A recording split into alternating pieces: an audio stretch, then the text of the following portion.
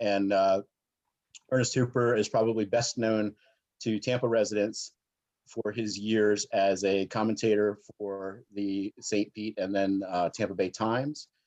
He's moved on to a career in communications and public relations.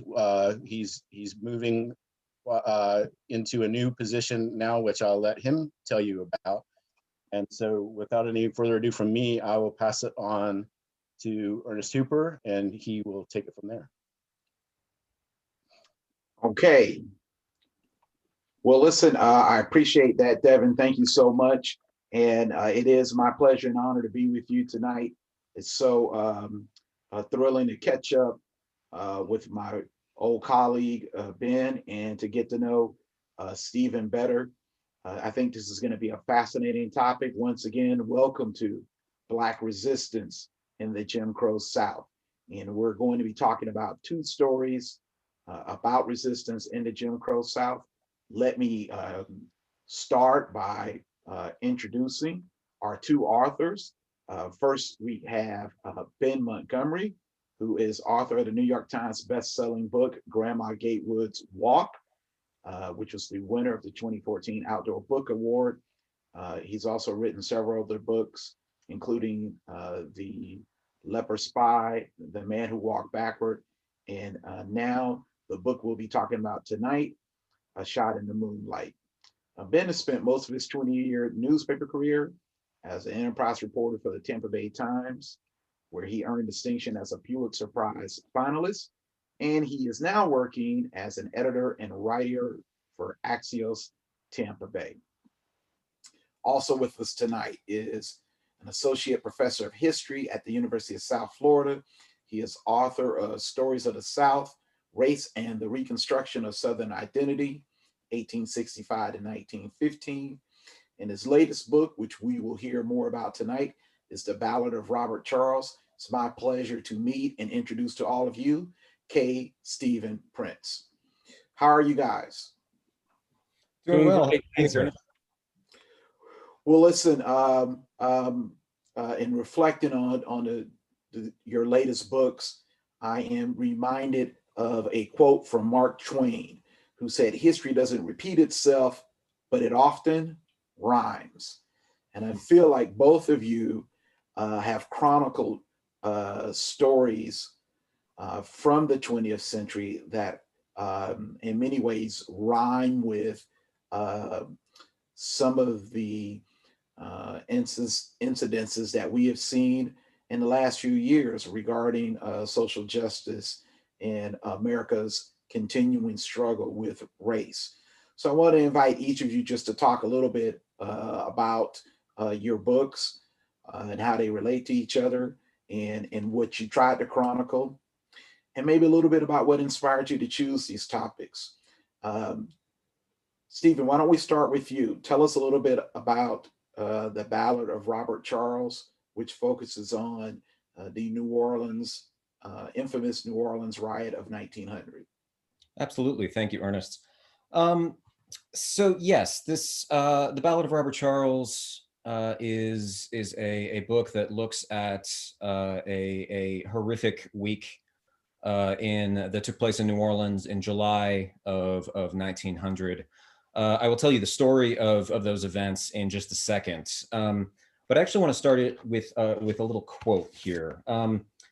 So fast forward from 1900 to 1938, and Jelly Roll Morton, who is the famous jazz pianist, the purported inventor of jazz. He claimed to be the inventor of jazz. You know, that was his shtick. Morton did a long series of interviews with Alan Lomax, the folklorist, and he reflected on his life and his childhood in New Orleans, among other things. And Morton remembered the 1900 riot in this interview with Lomax. So let me read you what Jelly Roll Morton had to say about the event that is covered in the book. So Morton says, like many other bad men, Robert Charles had a song originated on him. This song was squashed very easily by the police department, and not only by the department, but by anyone else who heard it, due to the fact that it was a trouble breeder. So that song never did get very far. Morton continued, I once knew the Robert Charles song, but I found it was best for me to forget it And that I did in order to go along with the world on the peaceful side. So that's how the book starts. It's a story of a song that was too dangerous to sing, a story that was too inflammatory to tell, too inflammatory to keep alive. So the event that Jelly Roll Morton was talking about occurred in July of 1900.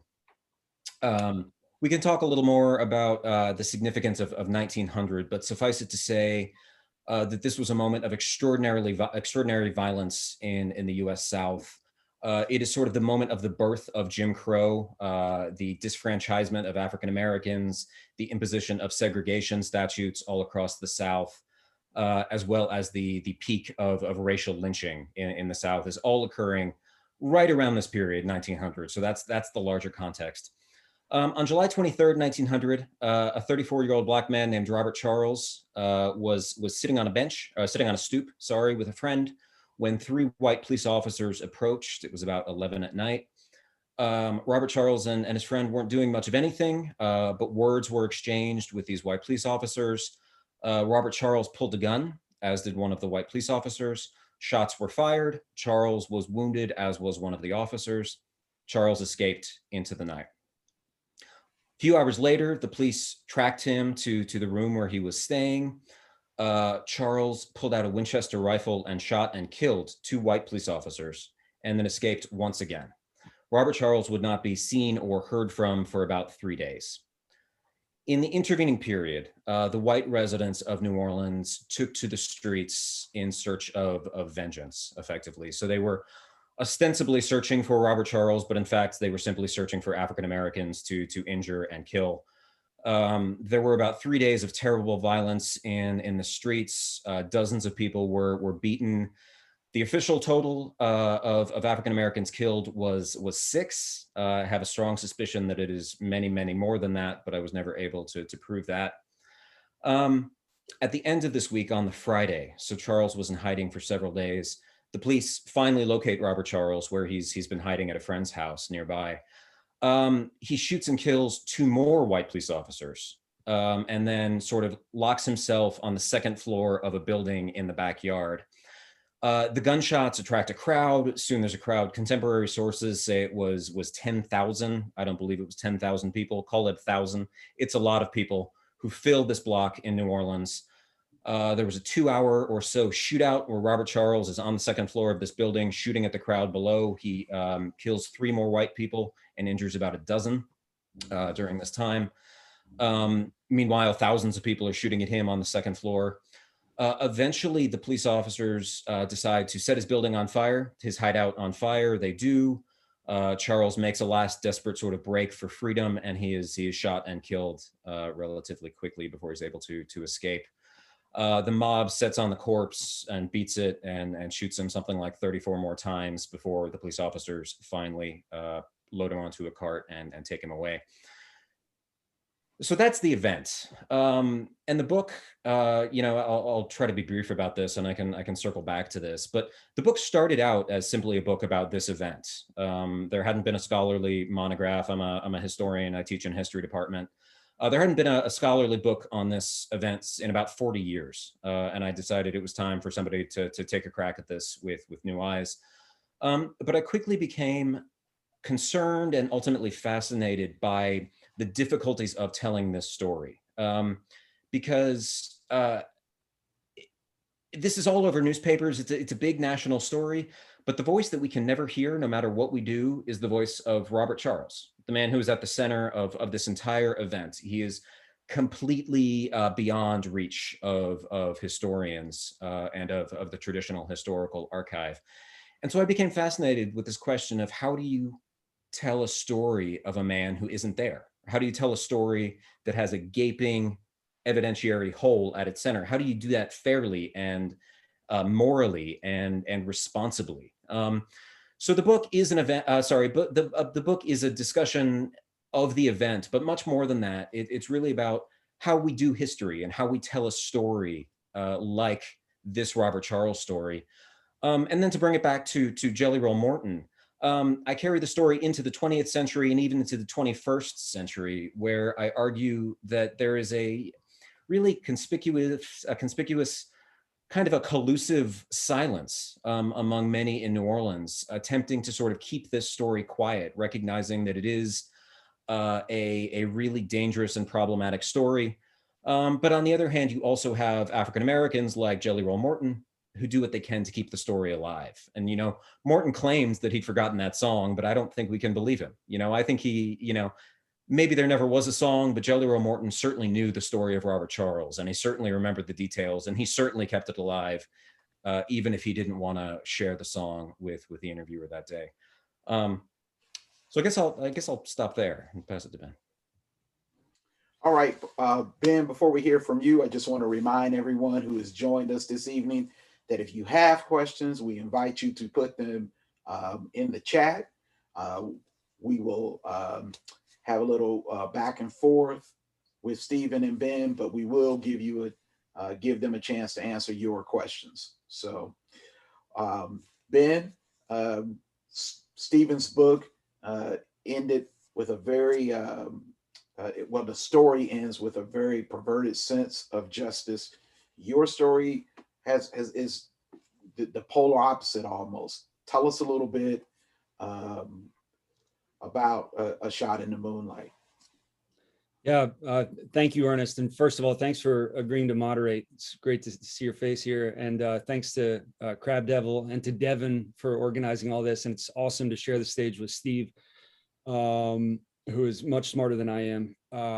Let's just acknowledge that. So I'll start as well with a quote. This one from Ida B. Wells, who wrote in 1892, after a series of incredibly violent lynchings in and around Memphis, Tennessee, in an editorial: "A Winchester rifle should have a place of honor in every Black home, and it should be used for that protection which the law refuses to give." The late 1800s were an incredibly violent time in the South for Black people. And that was the case on the cold night of January 21st, 1897, when 25 white men who were armed rode up on horseback to the home of an emancipated enslaved person named George Denning, who had been farming peacefully 114 acres, which he had bought fair and square for about 14 years, had been living with his wife and raising children in a cabin he built with his own hands.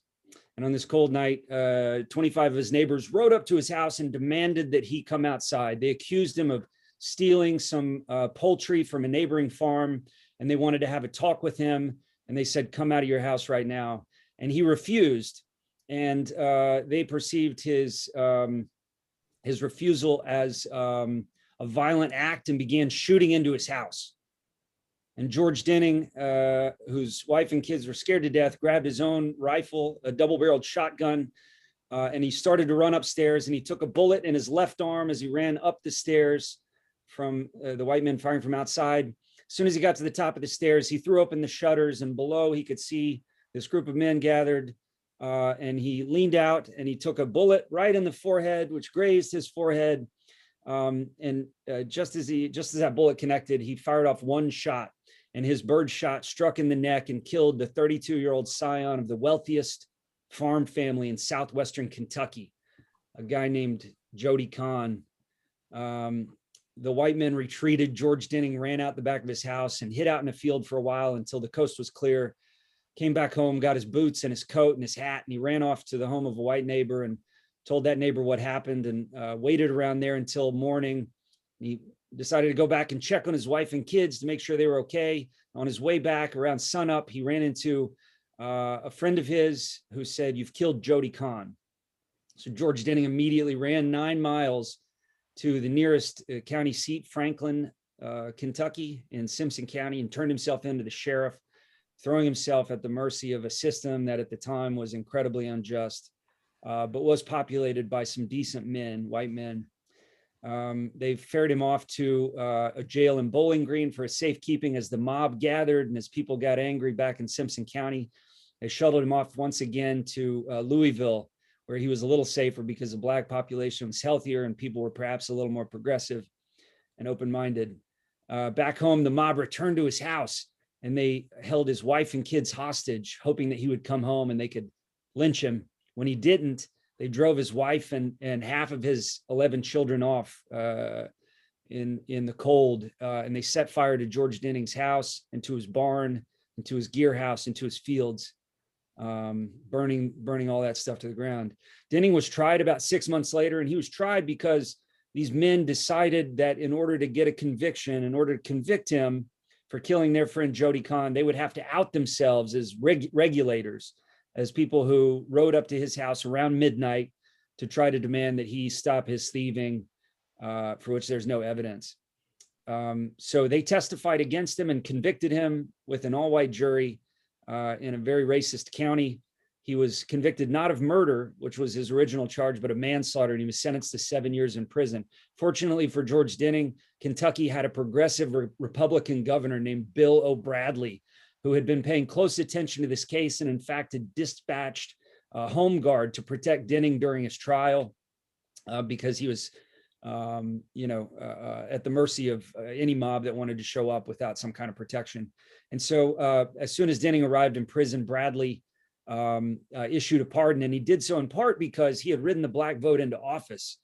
And beyond that, he had heard from hundreds of people across the state of Kentucky, both white and black, ex-Confederates, ex-Yankees, people from every walk of life, who said George Denning deserves to be heroized. He is not a convict. He did what's right. He protected his home. What else should a man do in that situation? And so, responding to these cries for justice, Bill O'Bradley pardoned George Denning. He had nothing to return home to in Simpson County, and so he headed for Louisville, Kentucky. And he went on a speaking circuit of the black churches in Louisville and places like the Oddfellows Hall and other African-American groups. And they celebrated the fact that he was the first black man in the South to ever be pardoned for killing a white man. They listened to him talk, sometimes for hours. They took up offerings for him and helped him arrange to get a home across the Mason-Dixon line in a place called Jeffersonville, Indiana. And meanwhile, George Denning began talking about trying to get justice against the mob that had ruined his place, that had burned his house down. And along came a former Confederate soldier, a guy named Bennett Henderson Young, who was a colonel for the South. He had ridden with Morgan's men on those famous raids into Ohio and Indiana. He had, in fact, led this crazy and ill-fated expedition. There was a raid from Canada into New Albans, Vermont, a little remembered period of the Civil War. It was in fact, the northernmost land action in the Civil War. After the war, Young became a lawyer, though, and he had a change of heart, which is hard to find understanding for, but he had some kind of change of heart. He had grown up the son of a wealthy businessman who owned slaves himself. He had signed up to fight when he was 16 years old for the South. He had been courageous in the war, but he had a change of heart when he was living overseas in Europe and got a law degree. When he came back to Louisville, Kentucky, he began practicing law, and he started taking on pro bono the cases of black men and women who needed access to the federal court system. And beyond that, among all of his other endeavors, including building railroads and ushering in the World's Fair to Louisville and things of that nature, entrepreneurial things, he founded an orphanage for black children. And so we're left with this guy, and we can talk about this later if you want, but this guy who kind of represented this weird and complicated legacy, a guy who would go on to raise money to build Confederate statues in the South, including the Jefferson Davis Memorial, which is the tallest phallic monument outside of the Washington Monument in DC, to give keynote speeches at the unveiling of the statues that we're now debating the future of. He was a true son of the South. But in 1899, he carried George Denning's case into federal court, and they filed suit against 12 of the members of that mob that was there to get him that night. And they ultimately won to the tune of about $50,000 in damages, which is equivalent to somewhere near $1.5 million today. So this was a big verdict. It was sensational. It was covered by newspapers across the country. And many people who were reading those stories felt like George Denning got justice.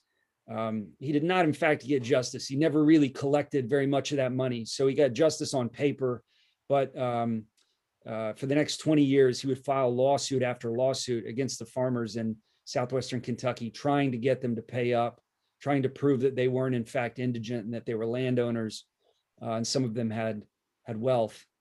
So the story doesn't leave you with exactly a positive note, and I haven't told the whole thing. There's some surprises in there, so buy the book if you would, and buy Steve's book as well. But on paper, justice was achieved, and it was a shining example of a trend in the South at the time, which was African-American men and women actually finding some level of justice through the federal court system, which was after the Freedmen's Bureaus disappeared, which was one of the only ways that on occasion justice could be had. And you asked about the impetus for this book, Ernest. You remember that work that we did about trying to measure the number of people in Florida who were shot by police over that 6-year period. It wound up being about a 3-year project that was a series for the Tampa Bay Times called Why Cops Shoot. We asked 400 police agencies for 6 years worth of reports anytime an officer fired a gun and somebody was injured or killed, because nobody counts those things. And as the reports started to come in, they would eventually total 831 shootings in 6 years, about 130 a year. But as they came in, we learned very quickly that about 40% of the people who were shot by police were Black. And that compares with about 15% of the Florida population, which is Black. And so those numbers were way out of whack, but I found myself getting deep in some of these stories and connecting with a big group of mothers of Black young men who had been killed by police. And I lived in this sort of state of tragedy for a very long time. And I found myself, because my book work is kind of extracurricular, I found myself longing for a story that didn't end in tragedy, something that predates all of us, that we could look at, that had the public records to support and the historical records to support a narrative retelling, but a case that didn't end sadly for the guy in question.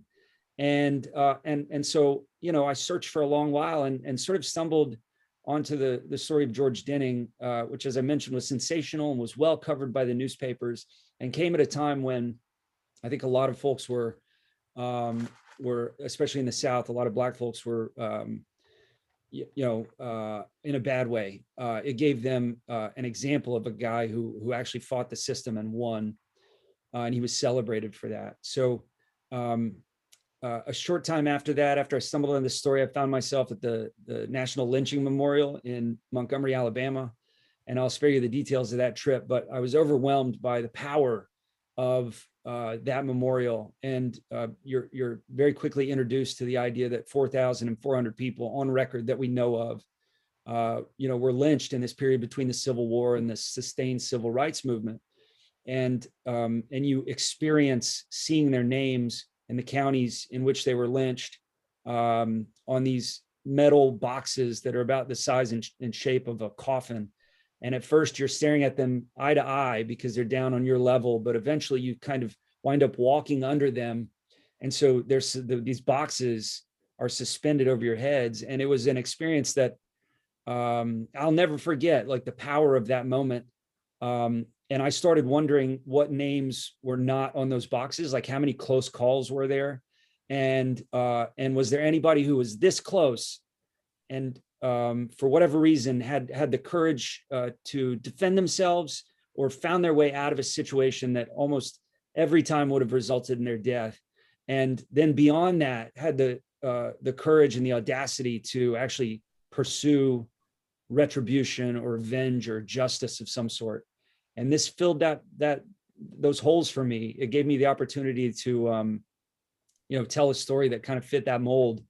And in the course of the reporting of this, I've gotten to know George Denning's family, his descendants, quite well. And they may be on this talk. In fact, I'm not sure. They've been tuning in for a number of them. But I asked them, if they felt like justice was achieved. And by the way, we talk about lost history and stuff. George Denning's headstone is gone. They have no idea where. They know the cemetery in which he's buried, but they have no idea where. And it's such an important function of humanity to be able to acknowledge and remember the dead, and have a place to do that.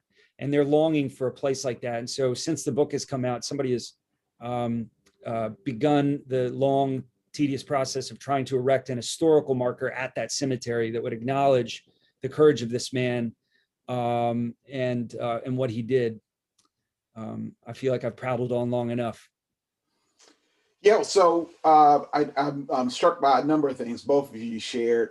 I'm picking up on a phrase that you use, Ben, mixed legacies. And it intrigues me because in the time we're living in right now, there doesn't seem to be any allowance for mixed legacies. People, some in our society are punishing those who may have had a offensive tweet or an offensive statement, and in some instances that's not balanced against the many good things that they've done. I feel like mixed legacy speaks a little bit to both of your books. Steve, in your book, the mixed legacy is the city of New Orleans. Can you kind of talk about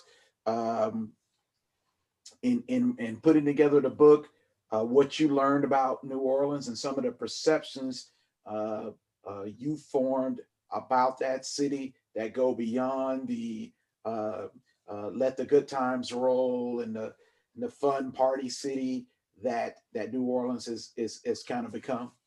Yeah, absolutely. First, to pick up on this idea of mixed legacies, I think that is a really important phrase, and it definitely does apply to the Robert Charles story as well. I mean, just to speak to that, I did not have the foresight that Ben had to choose a story that ended, quote unquote, happily. So, I lived with a pretty devastating story for 7 odd years that it took to get this thing done. But one of the things that attracted me to the story and that interested me about Robert Charles and this particular event was precisely the mixed legacy. It's a complicated story, and you sit with it, and it makes you really think about what it is you believe and whose side you're on, and what you consider to be moral actions and behaviors. So if you think about Charles's life, he's born in 1865 or so. He was born at the end of 1865, which means he was born a free man. And he died obviously in 1900 in this climactic shootout in July of 1900. His life is the rise and fall of African-American rights and liberties in the late 19th century. That was his life. That's what he lived. He was born during the sort of, the halcyon days of Reconstruction and the possibility and citizenship and voting rights for African-Americans, land ownership, belonging. And those were his formative years. But then, on the other side of the late 19th century, you have this decade of the 1890s, which is, again, it is the disfranchisement of African-Americans all across the South. Every former Confederate state denies African-Americans the right to vote between 1890 and 1906. This is the moment of the segregation of public space. Those black and white signs that are so iconic in the 1940s and 1950s, those go up in the 1880s and 1890s. And of course, all of the lynching that Ben spoke about, that they've memorialized so beautifully in Montgomery. So that is Charles's life, right? And how can you not sympathize with this man who took decisive action and decided to stand up against injustice and die with his rifle in his hands? But on the other hand, the man kills 7 people. He kills 4 police officers and 3 white civilians. And you need to sort of weigh those things. And so, just going back to mixed legacies, which was the beginning of Ernest's question, it is complicated, and it's not an easy story.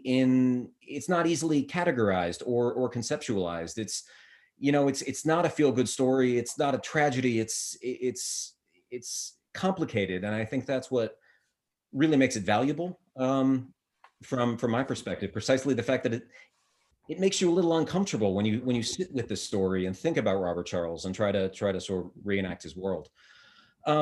On the New Orleans question, So I say in the introduction to the book that whenever I've been giving talks on this project over the years, invariably somebody in the audience raises their hands, or if it's just a sort of one-on-one conversation, somebody will say, "Yeah, but it's New Orleans." So, and the implication there is that, you know, New Orleans is just so distinct and different from the American mainstream that in some way events in New Orleans are not applicable more broadly, and that we need to think about events in New Orleans as occurring in a sort of a silo. So one of the things that I try to do in this book, and other authors have done this as well, is to sort of break down this notion of New Orleans exceptionalism. The idea that New Orleans is, you know, nothing but let the good times roll, and you know, Mardi Gras and Bourbon Street, and, you know, Sazeracs and jazz bands. And to try to set the story, you know, within its particular New Orleans context, and you obviously need to be attuned to the racial politics of New Orleans and the presence of a French-speaking class of mixed-race Creoles that doesn't exist in most other parts of the South.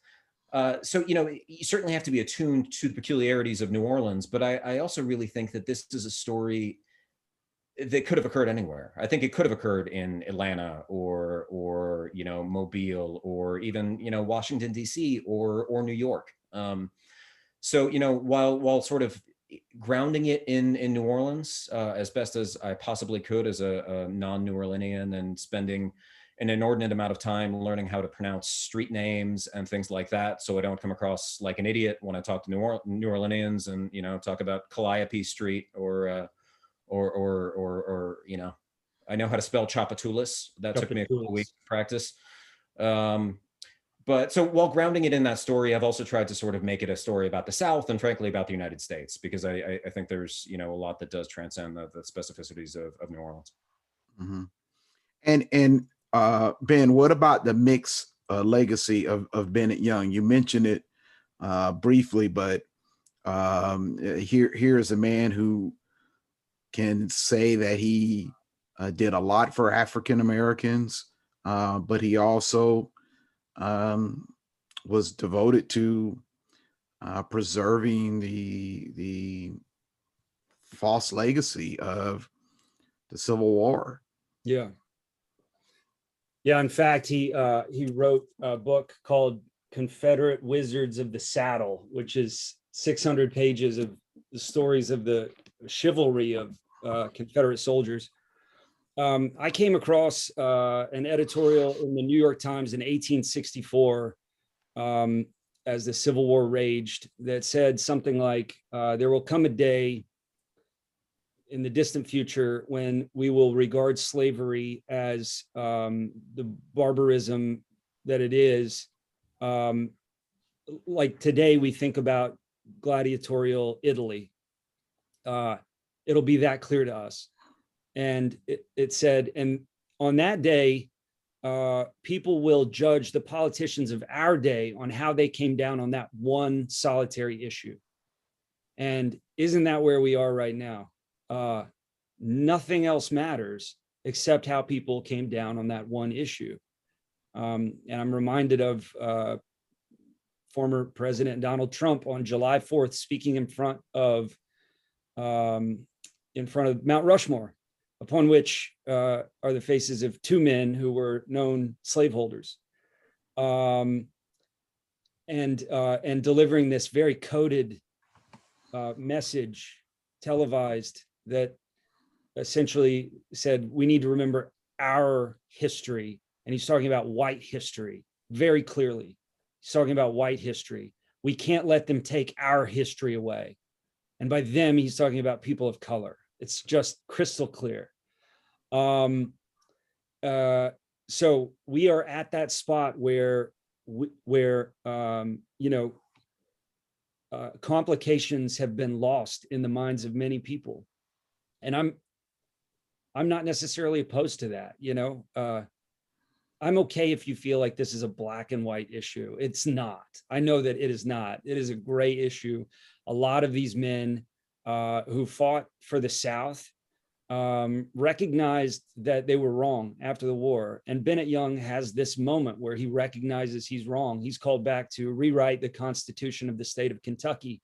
And in his opening remarks, in the first draft, he talks about the issue of slavery, how it's off the table. We have moved past that. We were wrong. Let's move on. And he acknowledges that. So that recognition is not necessarily redemption, but he takes all of these subsequent steps to redeem himself, in society by helping people of color. And in fact, there was an entire column written in the Louisville Courier upon his death that just quoted Black clergymen who were mourning their friend and acknowledging his role in helping them out, from about 1880 until his death in 1919. That's a guy who has Black friends, and meanwhile he also is delivering the eulogy at the funeral for Minnie Davis, the daughter of Jefferson Davis and the founder of the Daughters of the Confederacy, and he's raising money for statuary, and he is delivering, as I mentioned, keynote addresses at the unveilings of these important Confederate statues, well after the war. How are we supposed to feel about a guy like that? And I don't draw any conclusions. I just sort of, to try to be journalistic in this, but you can draw your own conclusions about Bennett Young and how he should be remembered. But this was his legacy was not black and white. It was difficult to interpret. Well, it seems like a lot of our historical figures have these complicated legacies, and I'd argue that some of the people who have run afoul on social media have complicated existences right now. So, with that in mind, I wanted to ask, how do your stories speak directly to what we're dealing with today? Stephen, you wrote about the brutal nexus of race, policing, and criminality, and how we are still dealing with that today. How would you say your story relates to much of what we've seen in the last 3 to 5 years? Yeah, it's hard. It's hard not to see those parallels to one degree or another. And the phrase I often use is one that actually an archivist in New Orleans, credit where it's due. It was his phrase, not mine, but he described the story as devastatingly relevant. And I think that's pretty accurate. Mm-hmm. And of course he was describing it as that in, that was 2015 maybe. So, it's arguably even more relevant today than it was in 2015. And it was pretty damn relevant in 2015 as well. So yeah, I mean, it speaks to the present. I'm sort of uncomfortable drawing, direct parallels because Robert Charles lived in the world of 1900, not in the world of 2015. But I mean, the police were certainly not there to assist men like Robert Charles in July of 1900 when he was sort of accosted while sitting on this step. And actually in doing this research, so as I mentioned, one of my sort of big questions here is how do we, lacking any of Robert Charles, lacking any words that he spoke. He was literate, by the way. He was politically engaged. He made his money selling back to Africa newspapers and selling shares in a Liberian immigration service that would have taken willing African Americans from the U.S. South and resettled them in Liberia. And this was actually, I mean, this is a sort of proto-Black nationalist politics at the time. And this is a fairly sort of radical political position that he is, it sounds pretty anathema to us at this point, but in 1900, that was a sort of, it was woke, for lack of a better word. So this question of who is Robert Charles, and why does he pull the gun, and why does he then double down and pull out the rifle and shoot and kill those police officers? One of the things I discovered is that the city of New Orleans was quite literally running on convict labor in 1900. They were systematically underfunding the Department of Public Buildings, which was charged with the upkeep of their public spaces and their streets and their parks and things like that. And they were relying on the labor of short-term convicts in the police jail to do all of those fundamental requirements of city upkeep, to clean City Hall, to keep the parks clean, to clean the sidewalks, things like that. And largely the way they were doing it was a sort of catch-all vagrancy ordinance that was passed in 1897 or 1898. Vagrancy meaning whatever police officers wanted it to mean. There's a long list of things that people could be doing and would be deemed vagrant. But effectively, if you were sitting in the public space of the city and a police officer didn't like your face, didn't like your affect, didn't like your behavior, didn't like what you were doing, you could be picked up and thrown in jail for vagrancy, at which point you would be put to work cleaning the city streets for a couple weeks, for a month, for 6 weeks, whatever it was.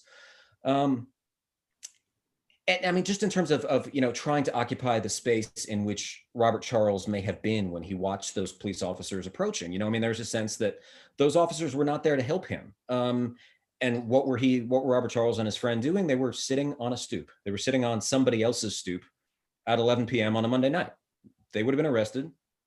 They would have been taken to the police jail, and they would have been working without pay for the city of New Orleans come, Tuesday morning, right? And, what do we call it when somebody is working without pay, not by their will? I mean, that's a form of enslavement. And so, there's a way in which, again, these parallels aren't direct, but we can certainly understand the sort of anger that people like Charles might have felt for the New Orleans Police Department in that moment. And I think, I think taking the long view of this can be really helpful, because when we think about our present day mass incarceration crisis in the United States, the criminalization of Blackness, the sort of huge staggering increases in the incarcerated population in the United States, we tend to talk about that as something that happens in the 1970s into the 1980s and more recently. And that is certainly an important history, and there is a real crisis moment that happens in the last 30 or 40 years.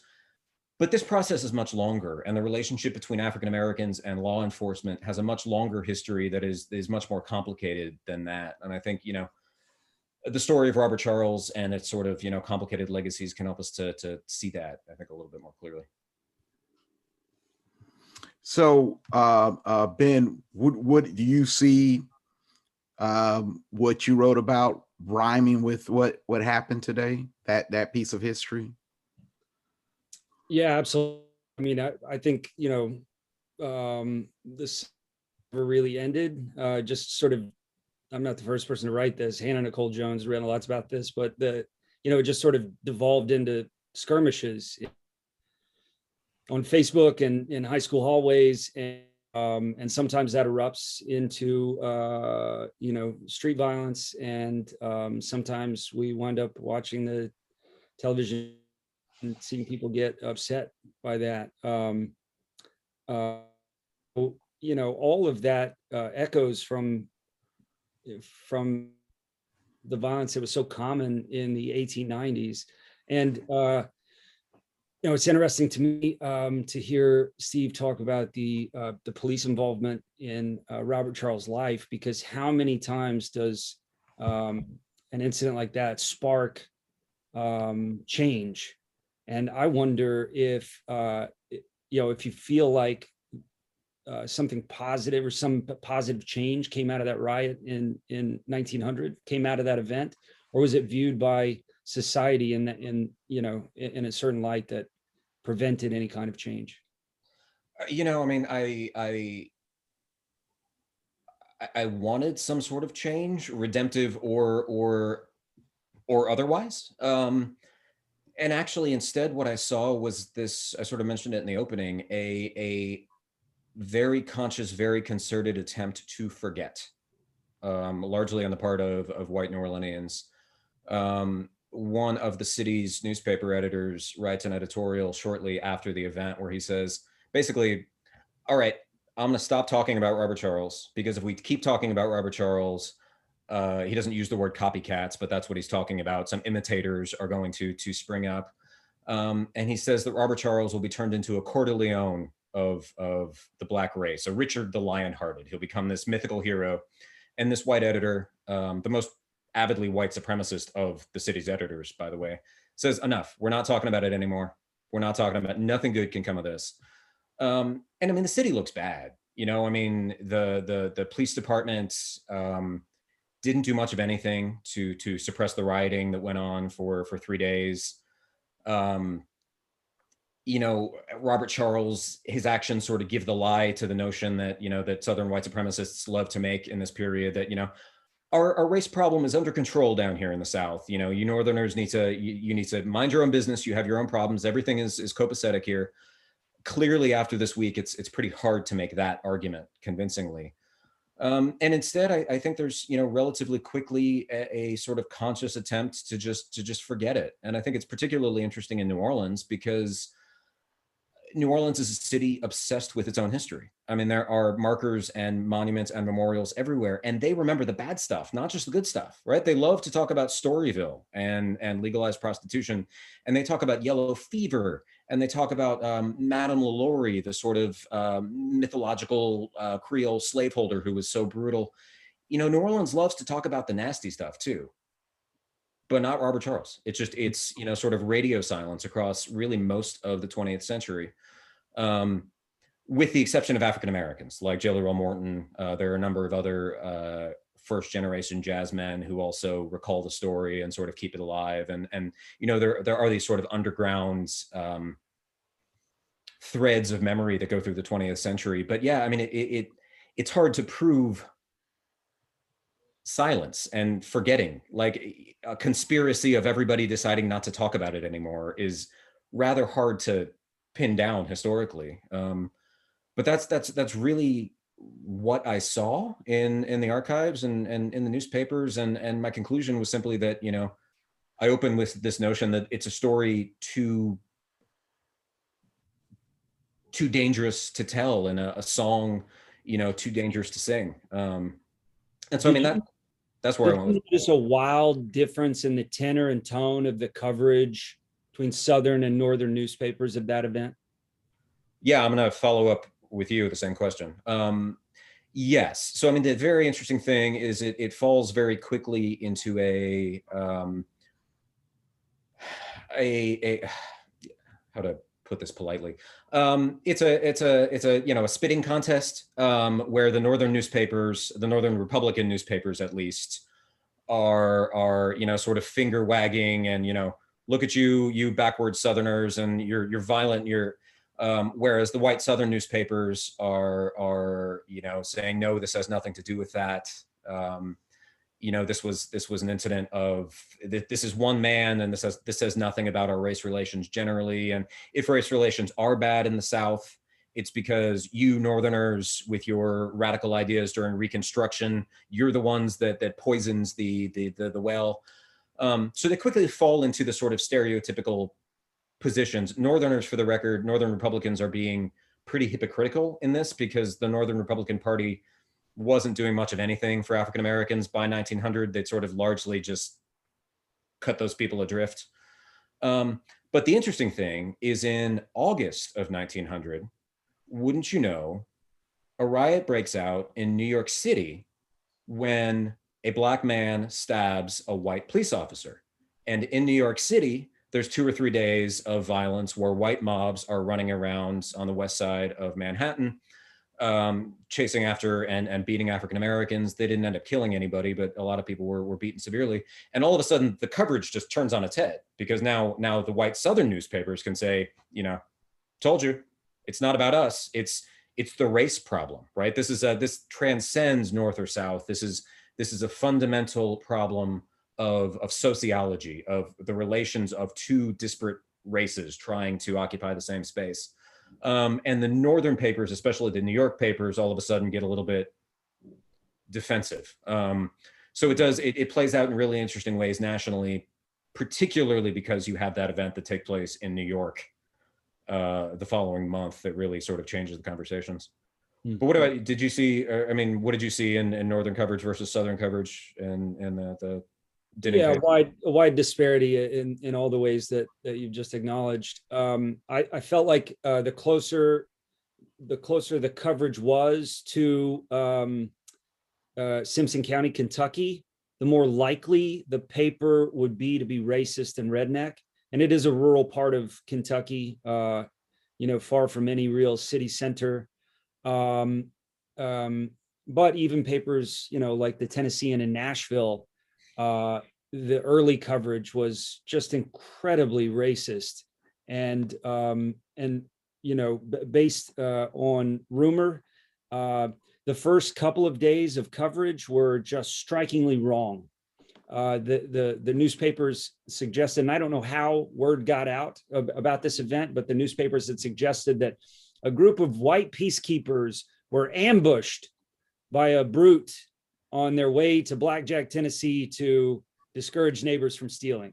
That was the tone of the first couple of days of coverage, and what that did was set the stage for everything to come after. So the mob, as it gathers steam in pursuit of George Denning, as he's moved by this civic-minded sheriff from jail to jail, they're doing so because they're clearly, learning of the event from that perspective.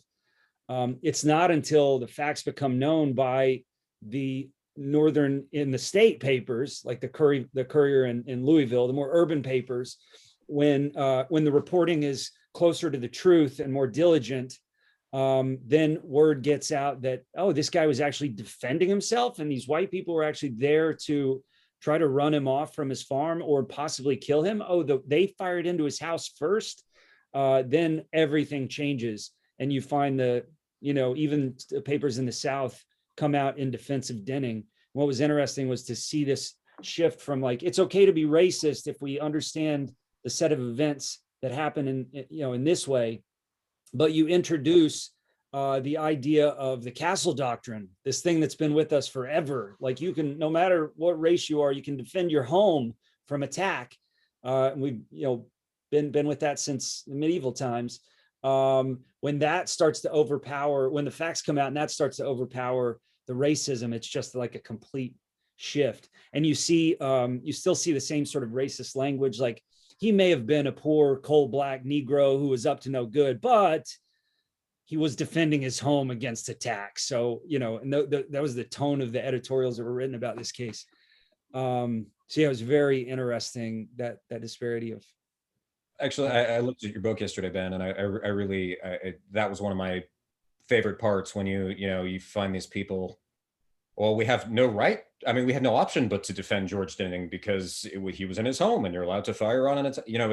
It's automatic, right? And I mean, I think it's interesting that you started with that Ida B. Wells quote, and your book starts with the Ida B. Wells quote about Winchester rifle having a place of honor in every black home. Because I use the exact same one in my book, and so gun control, a white construct, that's what we're all here to figure out, right? It's interesting. So the African American newspapers at the time, those are the really interesting ones. The ones that are close to New Orleans had reason to sort of be circumspect, and we can understand that, why they wouldn't want to come out in support of Robert Charles too loudly, too directly. But further afield, papers in New York and Kansas had a huge African American population, and many, many black newspapers at this moment. Virginia, they say things like Robert Charles is a hero. There's one paper that runs a big banner at the bottom that says something to the effect of, if the Southland had 1,000 Robert Charleses, lynchings would be much more scarce, something like that. And there's this way in which, it's not the same thing as the castle doctrine, but the notion that if you are threatened by a lynch mob, it is your right and your obligation, and you should not apologize for defending yourself. And that position is obviously something that white Southerners did not buy onto. That is not a biracial position. That is an African American position. But within that community, it seems to be a sort of accepted, notion that as Wells said, you know, the rifle should have a place of honor, and it should, whatever the quote is, you know, provide the protection that the law refuses to give, right? Yeah. Interestingly, Can I ask you guys about go ahead. that? Because I'm struck by the fact that both of your books are about Blacks in the Jim Crow South who use violence to fight back, to defend themselves, if you will. But so often when we think about particularly the civil rights movement and Dr. King, we think about nonviolence and the power of sit-ins and boycotts. Certainly, King had conflicts with other African American leaders who didn't buy into it. But can you talk a little bit about that contrast between this you know, the nonviolent tenor of the civil rights movement and the subjects of your two books, two men who chose to fight back, who definitely use violence, and tell me a little bit about that contrast if you can. Ben, you want to go first? Well, I think it's important to acknowledge the history of policing in the South, which was spawned from slave patrol, right? At least there's clear evidence that that's the case. And slave patrol, of course, was hired help by plantation owners to try to maintain order and prevent insurrection. And these slave patrols were given the right to break up Black church services and to enter Black homes at will, and to collect firearms if any were found, in those homes. And so, to see someone like Wells step up and other people did it, but she did it famously, and say, you know what, we need to arm ourselves or this is never going to stop. And the notion that we should be peaceful is going to get us all killed. I mean, that she makes that case very clearly. She's not saying go seek out violence, but she's saying defend yourselves, because if we don't, we'll be dead. And if George Denning had tried to peacefully protest, which he did at first until they opened fire, he would be dead and his wife and children would be dead. I have no doubt about it. The mob, as they retreated after Jody Kahn fell off his horse and it was clear he had died, as they retreated, they paused for a moment in his yard. And George Denning, if you believe his testimony, said that he overheard them talking about setting fire to his house. And they didn't. They wound up, trying to hustle off to maybe take care of their friend. But that was the nature of that mob there that night. And so, it's no time for, that wasn't a period where you could peacefully protest in that way, in that area, at least. Of course, in more urban centers, I think you see peaceful protest, and mainly in terms of Black organization. There's a period of strength in numbers, and that gave rise to some progressive politicians. It gave rise to all the benefits of organization, collective protectionism, support, community support. Those things. And George Denning was a direct beneficiary of that. The churches raised money for him to get into a new home across the river. They helped get his family from Blackjack, Tennessee, where they've been staying, secreted across the river. And interestingly, there's no record of this, but the folklore in the family is that George's wife and kids hid in barrels and were taken across either by barge or perhaps like driven across the Ohio River to Indiana.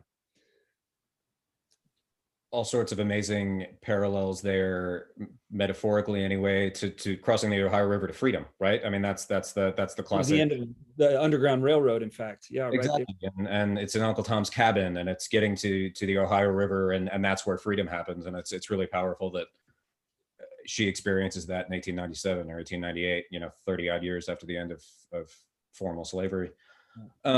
So one of the ways the book ends with two sort of moments. one of which is a painting that was done. It's a mixed media piece that was done in 2015 by an artist named Najee Dorsey, who's out of Atlanta or the Atlanta area. And the painting is called Google Robert Charles. And it's part of a series he did on resistance and African-American history.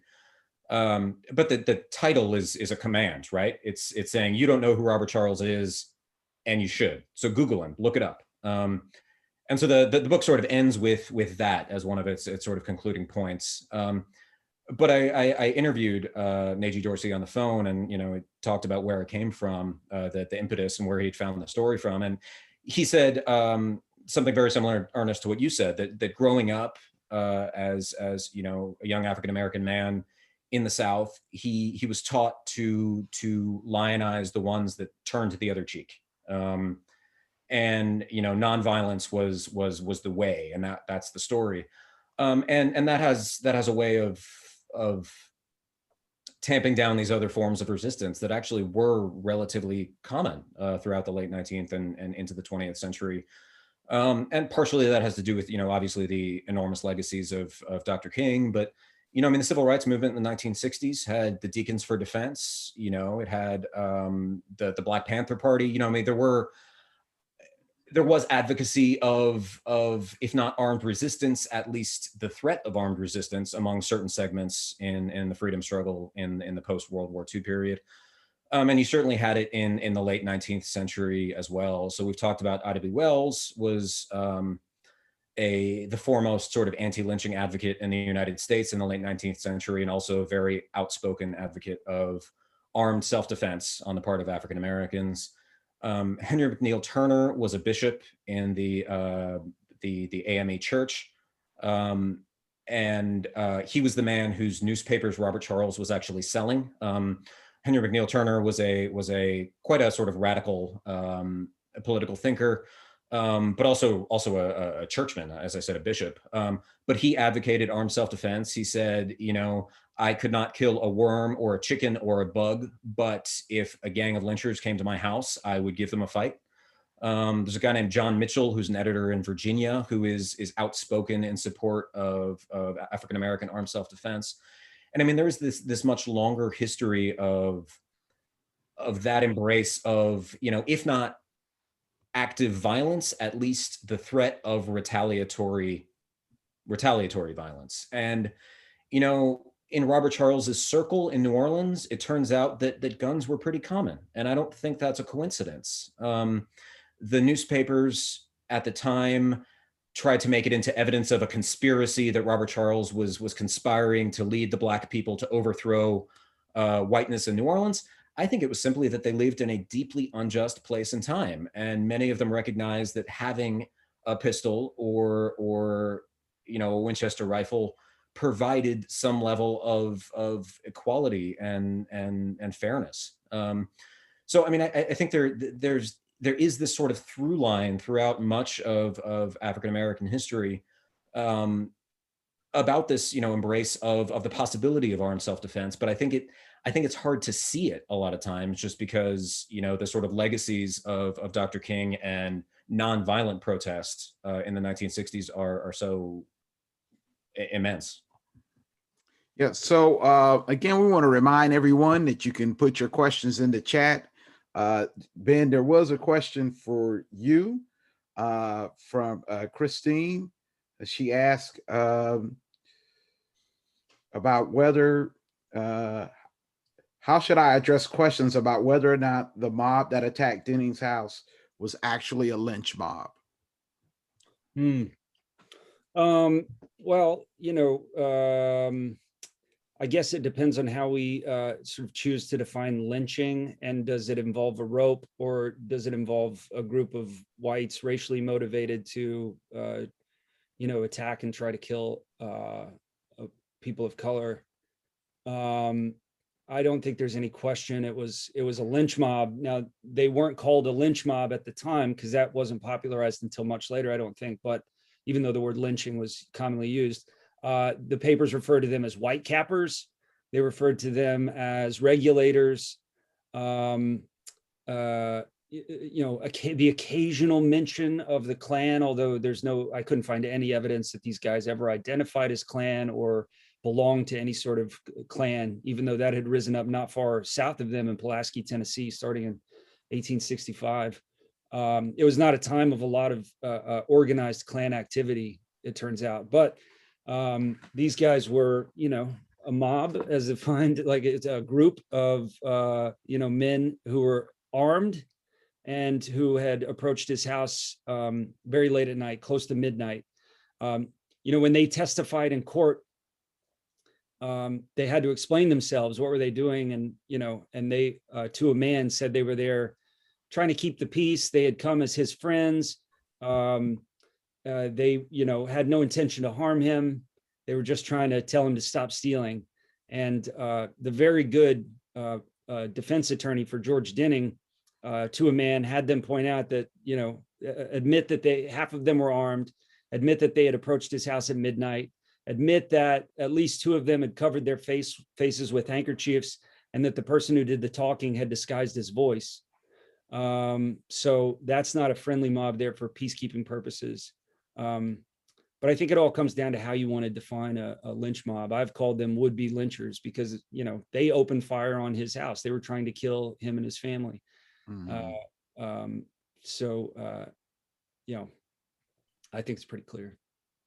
And best case, right? It was leave here with your family and leave everything you've ever worked for and never come back, right? That's the best case scenario of their visit to the farm that night, right?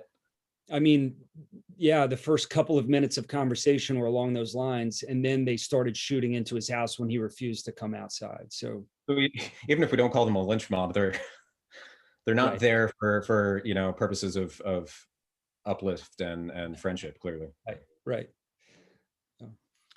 Over the years, we've had historians chronicle the Black experience of all races. Certainly Taylor Branch comes immediately to mind, but there's a couple of questions in here related to race, and I'll try to frame it this way. Have you guys either internally or externally thought about being white men who are writing about this very African-American story? Yes. Absolutely. Yeah. I'll take this head on because I'm completely unafraid. My agent didn't want me to do this initially because it was around the time that when I first proposed this, it was around the time that American Dirt was gathering controversy. I think that's the name of the book. Yeah. Yes. The book that was recommended by Oprah Winfrey. Right. About Hispanic Americans, if I have that right. And Mexicans immigrating, I think, to the US. Yes. And was widely criticized for missing the mark, I guess you would say. Right. And criticized for the race of the author. So anyhow, I think she was hesitant because she wanted to avoid that sort of controversy. And I pointed out in my defense that that I have a lot of Black friends.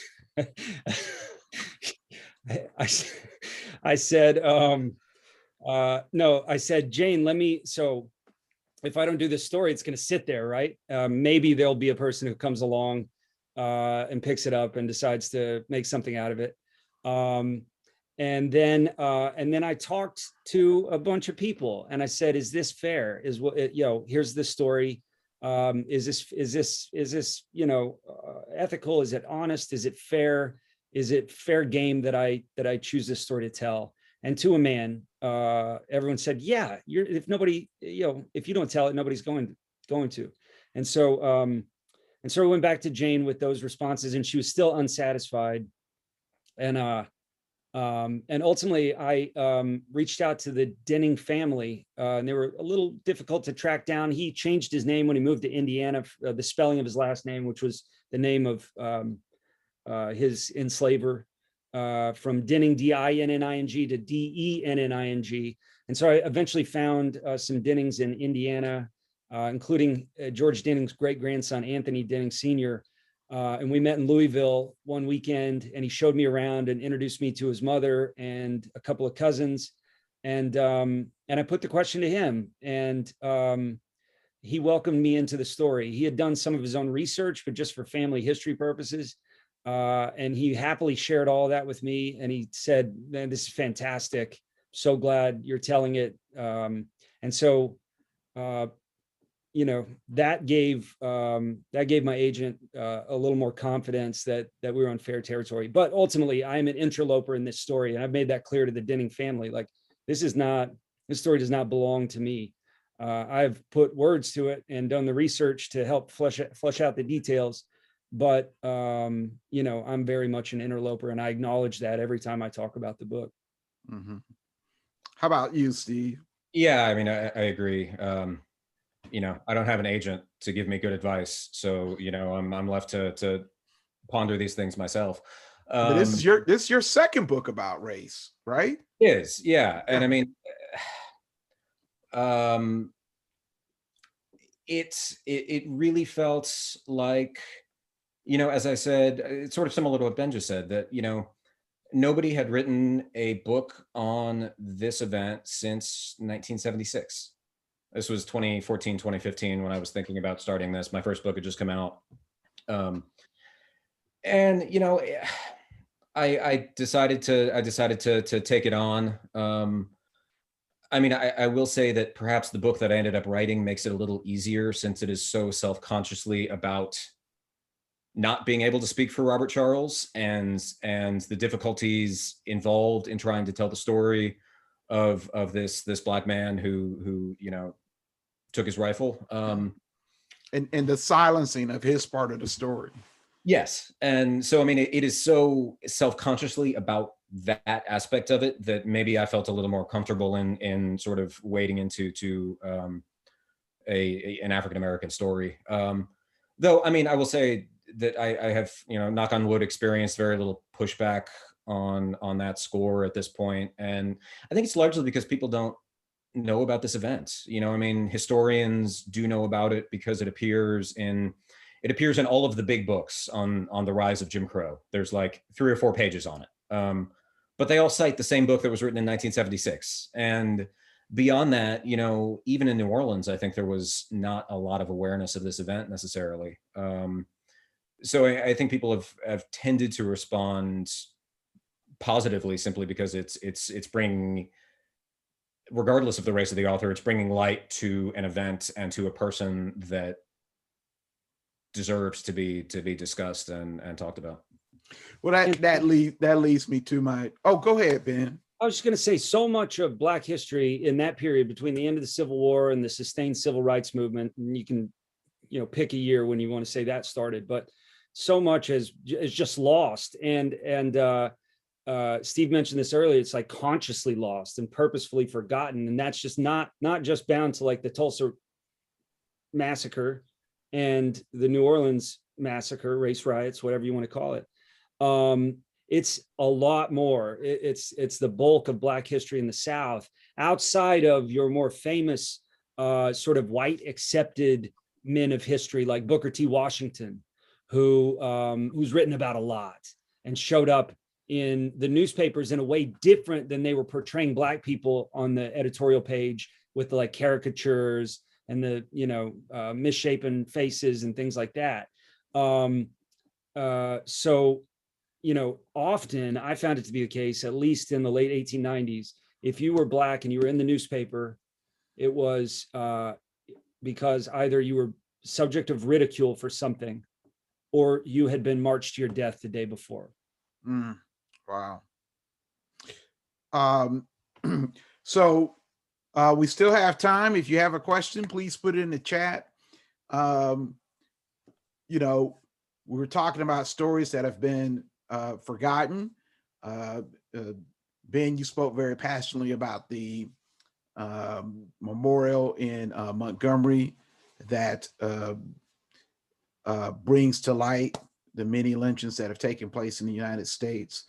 But there is a thought that perhaps these horrible moments from history shouldn't be commemorated in that manner. And I know there were some critics about the memorial, that is the movement to put up a memorial about lynchings in Tampa. a memorial went up this week in St. Petersburg about a lynching that took place there. And the thought is this, and it's not one I necessarily agree with, but the thought is, by bringing up these lynchings, you put in motion an opportunity to demean the next generation of African Americans. Mhm. What's your perspective on that, both of you? Steve, So, I mean, I obviously, everyone, history does not just belong to historians, it does not just belong to authors, it belongs to everybody. And I think everybody has the right to respond to the past as they see fit. And if that is their emotional or intellectual or both reaction, to sort of putting up markers to lynchings and to racial violence, then that is 100% acceptable. I will say that I have not been involved in the Tampa or St. Pete process. I was involved in the process in New Orleans. So all of these, to my understanding, actually link back to the EJI, the Equal Justice Initiative. Somebody mentioned Brian Stevenson in the comments. The EJI, they're the ones who put up the Memorial for Peace and Justice in Montgomery, the lynching memorial that Ben spoke about. One of their projects, for those who don't know, is there's actually 2 copies of each of those cast stones. And when people in the home county get together, follow some steps, meet a checklist, one of which is to place a marker to an incident of racial violence that occurred in their own county, they can bring the sort of original cast stone from Montgomery and display that as well. And it just happened in New Orleans, as a matter of fact. And finally, after 120 odd years of silence about this event, they did put up a marker in December of 2020 to Robert Charles and the victims of the 1900 riot. So it's in New Orleans, in the Central City neighborhood near where the event occurred. I deserve very little credit. It was local folks who got together, got in touch with the EJI to work with them, and they crafted marker text. They brought me in as a sort of consultant on the project, and it did finally go up. That was sort of extra sweet for me, because I had been involved in an additional attempt in 2015 to bring a marker to the Robert Charles riot to New Orleans, which was effectively shot down by the city government, largely, ironically enough, because they were taking steps to bring down the Confederate memorials all across New Orleans. So as they were planning to bring down Robert E. Lee and Jefferson Davis and the Liberty Place Memorial, they didn't feel, I don't have this in writing, I sensed that they didn't feel it was appropriate to be commemorating this other event in addition to bringing down the Confederate statues at the same time. So there was a sort of failure, another failure to commemorate this event in 2015 and 2016 that I was a little more directly involved in. But more recently, it was gratifying for me, and I think a really important moment to finally acknowledge this event on the built environment, the memorial landscape of New Orleans, to finally say officially, this happened here. Here's the story. We accept this. This is part of our history. Along with all the good times that are still rolling, we need to embrace this part of the past. So that's all. I mean, that's all relatively sort of, breaking news by a historian standard, which means it happened, 2 months ago. But so I guess by way of answer to Ernest's question, clearly I come down on the side of wanting to commemorate these instances that have not been commemorated. I agree with you, Stephen. I just think, there's been an attempt to whitewash these events and eliminate them from our past. And history is not about picking the parts that you like best. History is about remembering it all. And even some of our greatest heroes are human, and we have to examine them and in their entirety. I was watching a documentary about the Freedom Riders on PBS the other night, that is done by the professor from USF St. Pete. And, you know, they talked about at one point, the Freedom Riders wanted Dr. King to join them. And Dr. King declined. And he offered some reasons, but they didn't buy it. And they chided Dr. King and called him Lord. Oh, the Lord can't ride with us. Totally fascinating to me. Totally fascinating to hear about that. So, all right, we said we'd wrap up at 8:30. We have 3 minutes left. I've talked enough. How about I give the two of you just a chance to offer some closing thoughts? Maybe you could talk about how we should move forward in terms of remembering history and relating these to what's happening today. Stephen? So I'm a historian. I don't do future casting. It's occupational. You know, I'm allergic to talking about anything that isn't the long distant past. I'm kidding. I mean, I think that I guess I'll close with sort of the point that I was just trying to make, which is that, you know, in this moment of thinking about the past and reckoning with the past, which is something that, you know, this country is doing in spades right now. As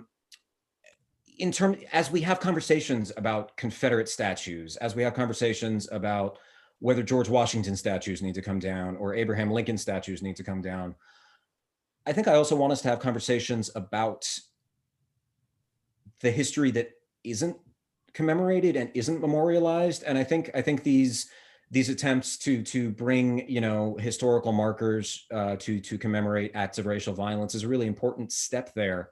And, you know, in reckoning with the past, it's not enough to sort of simply subtract elements of the past that are, or subtract forms of commemoration that no longer work for us in 2021, though that is certainly something that we should be doing.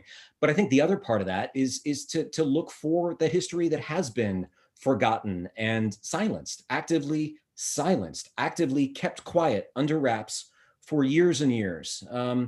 And I think, you know, it's important, hopefully my little book does some of that in its own way.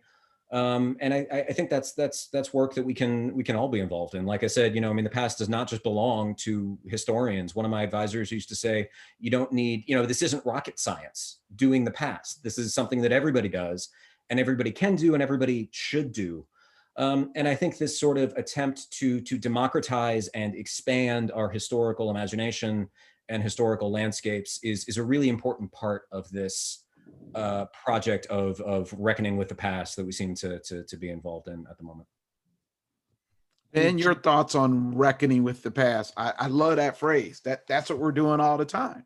And the notable example of that right now is the New York Times 1619 project, which is really changing the way we all consider the Black experience in America and the giant contributions, not even contributions, that American history is Black history.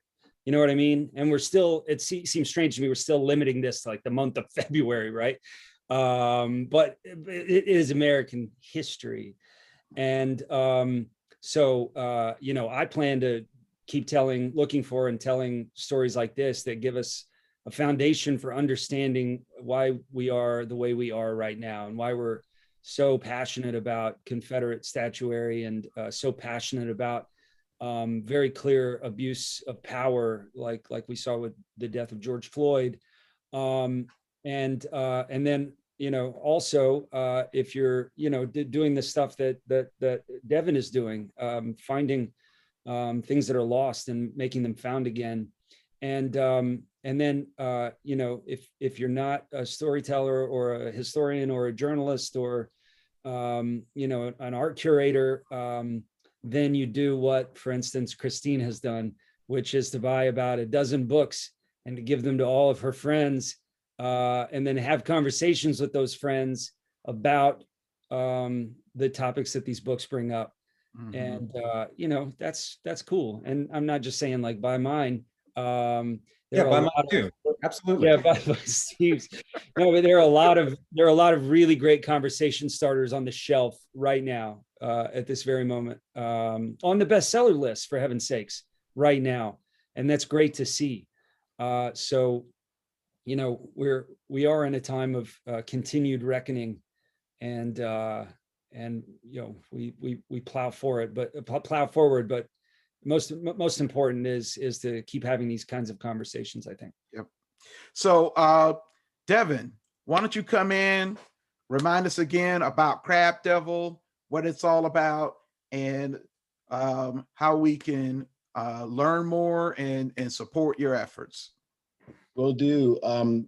So yeah, I think I have my own little particular question that I wanted to pose to Steve, and because I can't honestly remember if we had these conversations before, but I think I caught some sci-fi references in your book as well. The China Millville City and the City, and the kind of concept of two cities that can overlap and be experienced distinctly by the people in the different strata of that society, and the sort of the intentional seeing and unseeing members of that society, that what was actively going on in New Orleans at the time was the sort of intentional white unseeing of Black occupation of their space.